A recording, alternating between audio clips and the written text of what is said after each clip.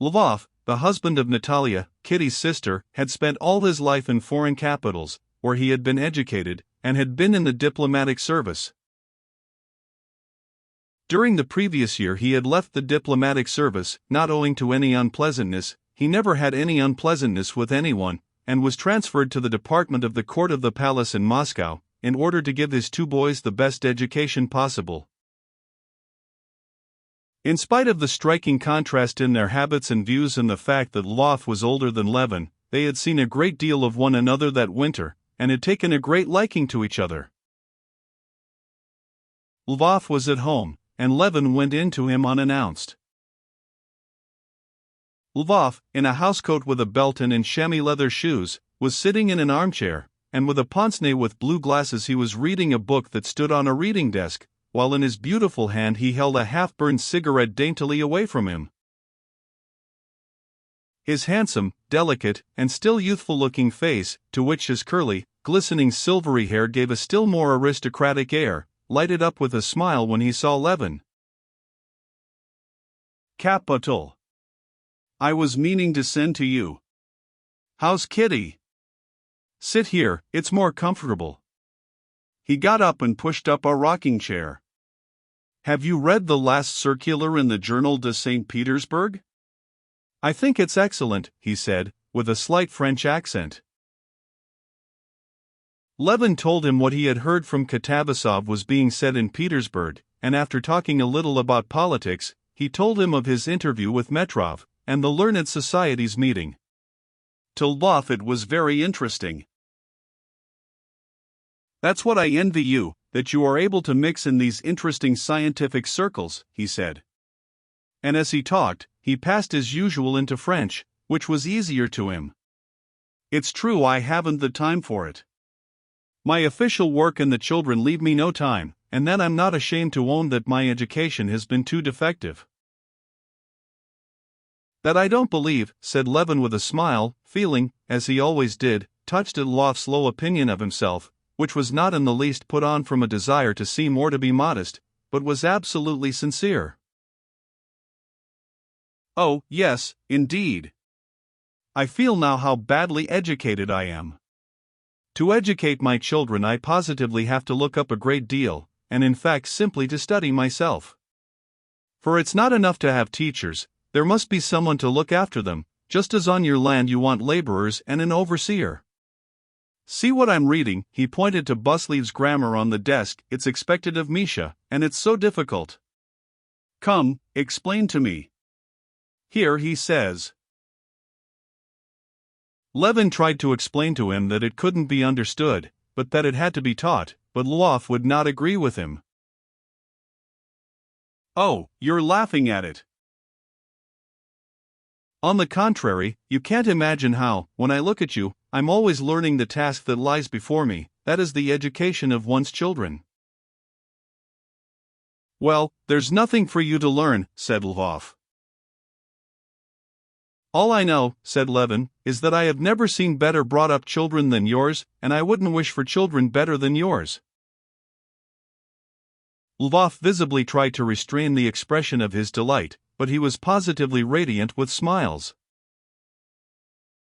"If only they're better than I. That's all I desire. You don't know yet all the work," he said, "with boys who've been left like mine to run wild abroad. You'll catch all that up. They're such clever children. The great thing is the education of character. That's what I learn when I look at your children." "You talk of the education of character. You can't imagine how difficult that is. You have hardly succeeded in combating one tendency when others crop up, and the struggle begins again.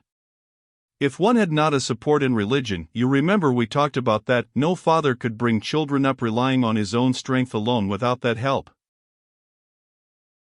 This subject, which always interested Levin, was cut short by the entrance of the beauty Natalia Alexandrovna, dressed to go out. "I didn't know you were here," she said, unmistakably feeling no regret, but a positive pleasure, in interrupting this conversation on a topic she had heard so much of that she was by now weary of it. "Well, how is Kitty?" I am dining with you today.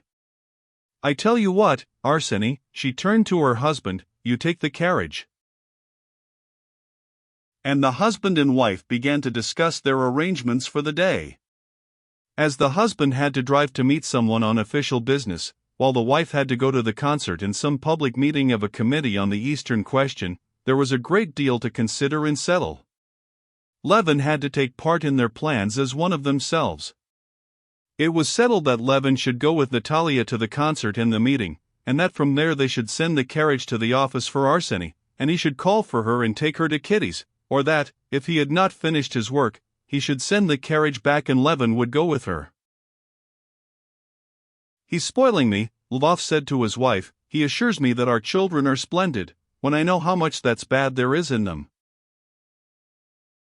Arseny goes to extremes, I always say, said his wife. If you look for perfection, you will never be satisfied.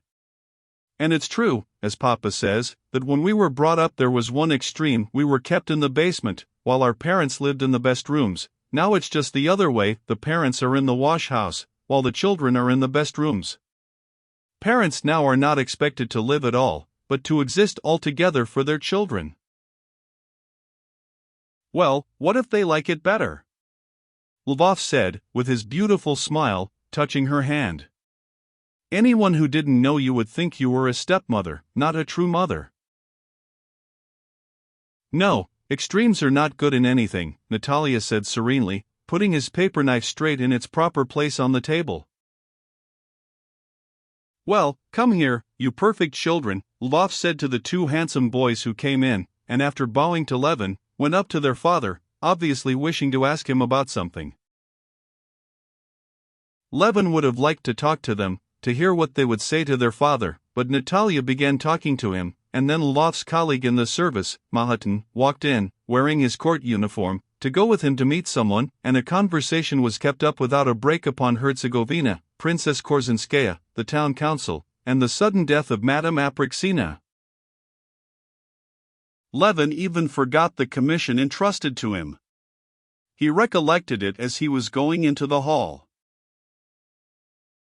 Oh, Kitty told me to talk to you about Oblonsky, he said, as Lvov was standing on the stairs, seeing his wife and Levin off. Yes, Maman wants us, les beaux frères, to attack him, he said, blushing. But why should I? Well, then, I will attack him, said Madame Lvova, with a smile, standing in her white sheepskin cape, waiting till they had finished speaking. Come, let us go.